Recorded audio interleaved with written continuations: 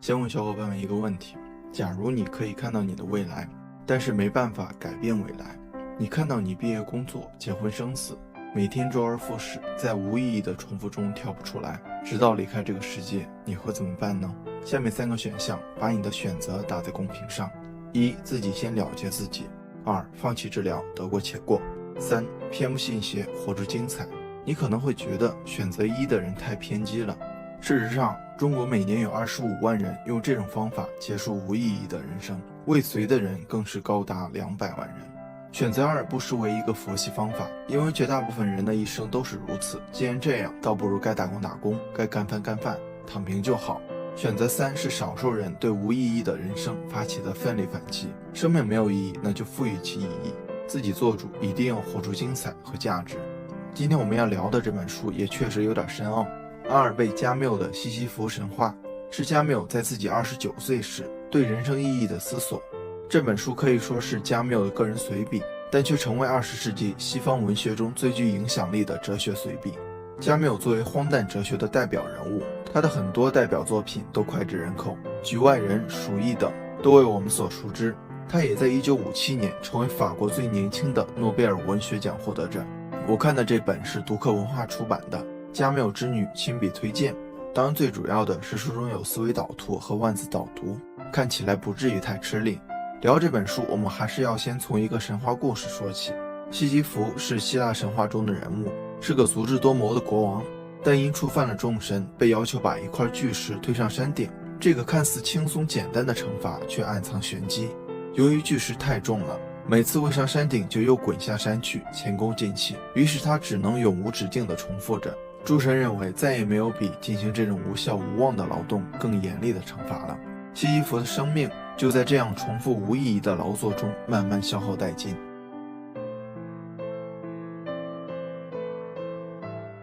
我们每个人何尝不是西西弗的影子？我们的生活何尝不是不断推石上山的过程？自求学开始，我们就跟其他孩子一起学习、考试、再学习。上了大学，以为自己站在了山顶，但毕业后又跟其他求职者一起竞争好的公司和职位。成家之后，你会发现婚姻育儿都需要从头开始经营。随着孩子一点点长大，他们也重复着我们的人生。我们一次次走到某个阶段的终点，又一次次回到另一阶段的起点。一天、一年、一生都是如此。这一过程与西西弗所受的惩罚惊人的相似。我们一无所有的来到这个世界，经历了几十年的重复生活，再一无所有的离开。人生仿佛不仅没有意义，反而充满荒诞性。不过我们似乎很少像开头那样，作为一个旁观者，像看电影一样去看自己的过去、现在和未来。我们沉浸在这个游戏中，却没有向游戏的幕后黑手提出为什么的质疑。为什么18岁推着学业这块巨石上山？为什么28岁推着家庭这块巨石上山？为什么38岁推着事业这块巨石上山？为什么68岁上炕都费劲了，还要推着养老这块巨石上山？西西弗神话在第1章就确定了人生无意义的荒诞性，也对这个无意义的游戏提出了质疑。但质疑之后呢？是继续起床上班、吃饭睡觉，还是像选项1那样了结了自己呢？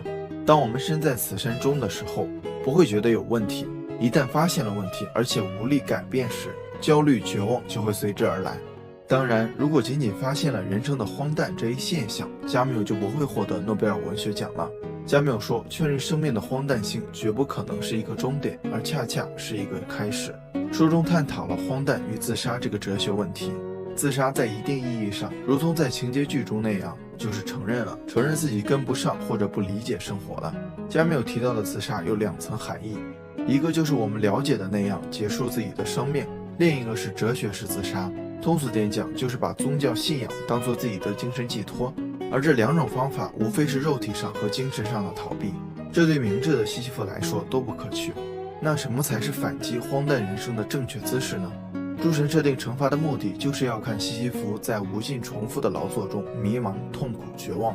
每一次推动巨石紧绷的肌肉，每一次追赶巨石紧张的奔跑，每一次追寻希望而不得，空虚的内心，都是诸神肆意发酵的点。但西西弗依然没有让他们得逞。推石上山当然没有意义，也无需去寻找意义，因为意义是自己创造出来的。西西弗创造的意义存在于踏实踩下的每一个脚印，存在于努力洒下的每一滴汗水。推石上山这场搏斗本身便足以充实一颗人心。创造意义似乎不是一个新词，但第一次有这么深的感悟。人生这趟旅程，我们都在赶路，却很少有人去感受路。考上好大学，找到好工作，是对人生意义的探索，但如果没考上，没找到，人生就没有意义吗？这个过程，我们一直被非黑即白的思维禁锢，同时也用目标的完成度来衡量自己的努力程度。过于在意结果会让自己很累，没有达到山顶就落下的巨石，也会让你没有勇气去面对下一次上山的过程。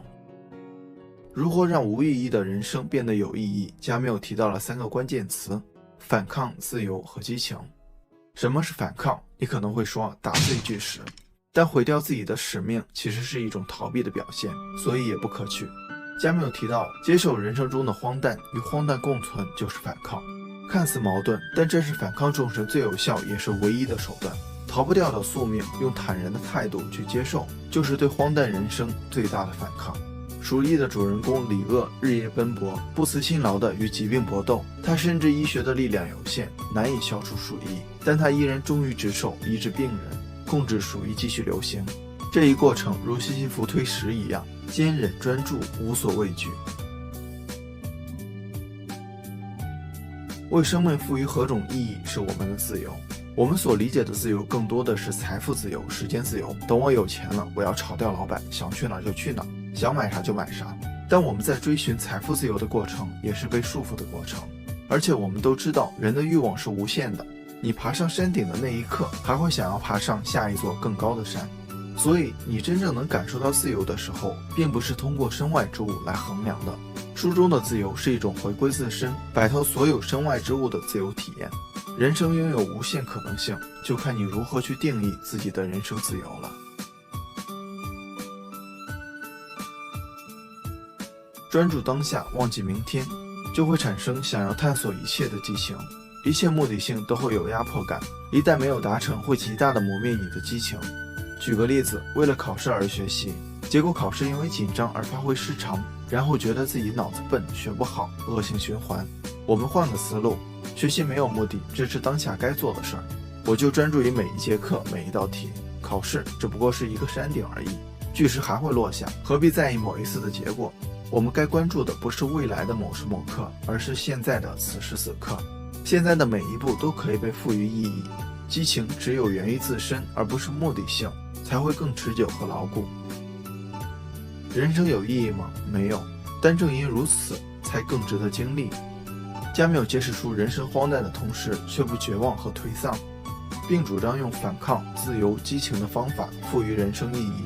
这本书或许能给焦虑、迷茫的人一个打开人生的正确方式，所以很值得2刷3刷。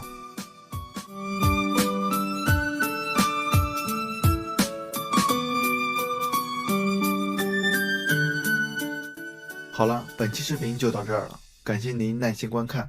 如果您喜欢清河的内容，还望爱心3连，分享给更多的朋友。一个人能走多远，要看他与谁同行。